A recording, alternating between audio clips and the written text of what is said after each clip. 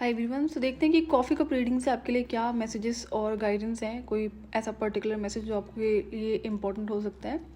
सो ये timeless reading है and collective reading है। जो भी आपसे रेजोनेट करता है आप गाइडेंस को फॉलो कर सकते हैं, जो नहीं रेजोनेट करता है आप उसे इग्नोर कर सकते हैं।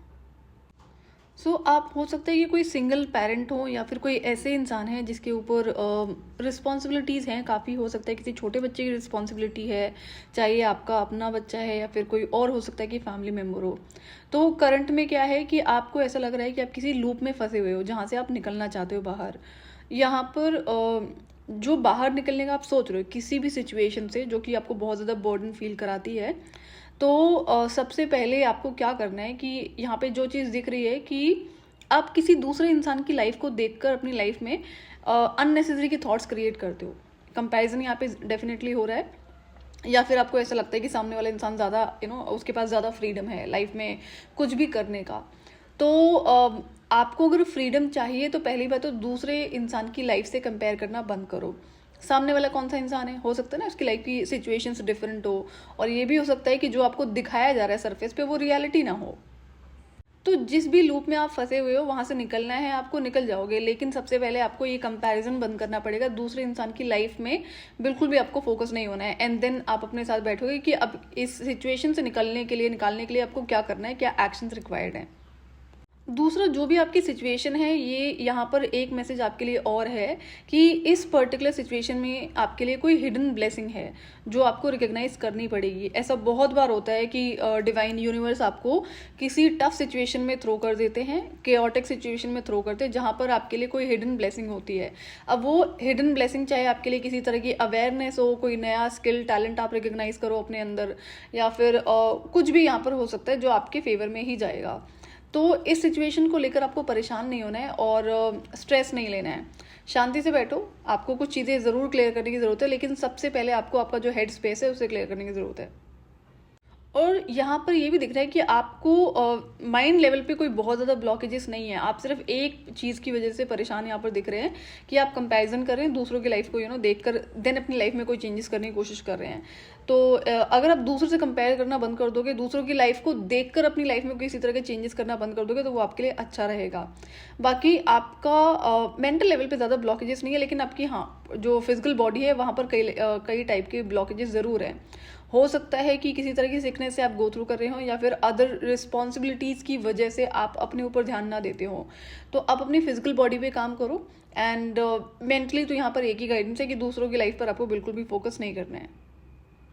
एक यहाँ पर जो दूसरा मैसेज है कि दो इसमें अलग अलग सिचुएशंस दिख रही हैं कि आपकी लाइफ में कुछ ऐसे लोग हैं या नहीं, आपको ज़्यादा पता होगा, जिसके लिए है उससे रेजोनेट कर जाएगा कि आपको लोग इंटेंशनली पुश करते हैं कि उसके जैसा बनो। आपकी लाइफ उस इंसान के जैसी होनी चाहिए। सो आई सी कि यहाँ पे मल्टीपल लोग आपकी लाइफ में ऐसे हैं। तो ये कोई भी हो सकते हैं, आपके बड़े हो सकते हैं, आपके मिड लेवल के हो सकते हैं, आपकी अपनी एज के लेवल के हो सकते हैं, फ्रेंड ग्रुप हो सकता है। तो ये इस पर आपको बहुत ज़्यादा काम करने की ज़रूरत है। अगर किसी इंसान के कहने से आप अपनी लाइफ में चेंजेस लाने वाले हो, तो पॉजिटिव चेंजेस इज गुड। लेकिन क्या होता है ना, कई बार लोग कंपैरिजन में जब आपको स्टक करा देते हैं तो वो आपके लिए बहुत अलग सिचुएशन हो जाती है जो बिल्कुल भी आपकी एनर्जीज के लिए अच्छी नहीं होती है। तो अगर ऐसा कोई इंसान आपकी लाइफ में है तो इस इंसान की बातों को इग्नोर करो। आपकी लाइफ में क्या चेंजेस रिक्वायर्ड है, किससे आपको खुशी मिलती है, अगर आपको बर्डन से फ्री होना है तो उसके लिए आपको क्या क्या तरीके अपनाने होंगे। एक और सिचुएशन यहाँ पर हो सकती है कि आपकी लाइफ में कुछ ऐसे लोग हैं जो किसी सामने वाले इंसान से आपको आर्ग्यूमेंट और फाइट में इन्वॉल्व करने के लिए पुश करते हैं, चाहे वो आपको इमोशनल मैनिपुलेशन यूज़ कर रहे हैं। तो आपको इस चीज़ से बचना है। आपके लिए गाइडेंस है कि अगर किसी तरह की हेल्प आपको चाहिए, अगर आप स्टक हो, मेंटली स्टक हो, नहीं समझ में आ रहा है क्या करना है, कैसे करना है, तो आप यूनिवर्स से प्रे करो। आप किसी तरह का क्लेंजिंग रिचुअल परफॉर्म कर सकते हैं, मैनिफेस्टेशन रिचुअल जरूर परफॉर्म कर सकते हैं आप, बट मेक श्योर कि एक्शंस आपके एंड से रिक्वायर्ड होंगे।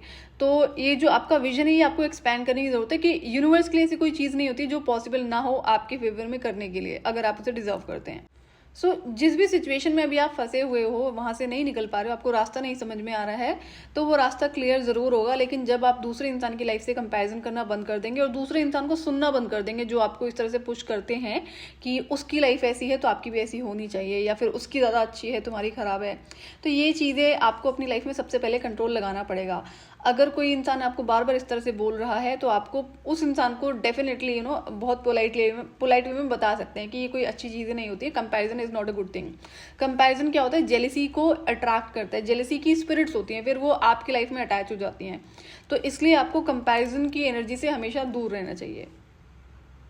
अब दूसरों की लाइफ में आप जो भी कंपैरिजन कर रहे हैं, चाहे वो फ्रीडम को लेकर है या कोई और चीज़ है, ये किसी भी एरिया में आपको कंपेयर नहीं करना चाहिए। आपको कोई चीज़ें चाहिए आपकी लाइफ में, कुछ चीज़ें अच्छी करनी है, तो उसके लिए सबसे पहले एक्शन रिक्वायर्ड है। एक्शन से पहले प्लानिंग रिक्वायर्ड है। अगर आपको नहीं समझ में आ रहा है, देन एक्शन, एंड देन आप आपका जो लॉ ऑफ अट्रैक्शन है, मैनिफेस्टेशन है, रिचुअल्स हैं, उनको परफॉर्म कर सकते हैं। डिवाइन से डेफिनेटली आप प्रे कर सकते हैं उनकी हेल्प को रिसीव करने के लिए। एंड जब ये आपकी विशेष पूरी हो जाए, सो मेक श्योर कि आप ग्रैटिट्यूड जरूर शो करें।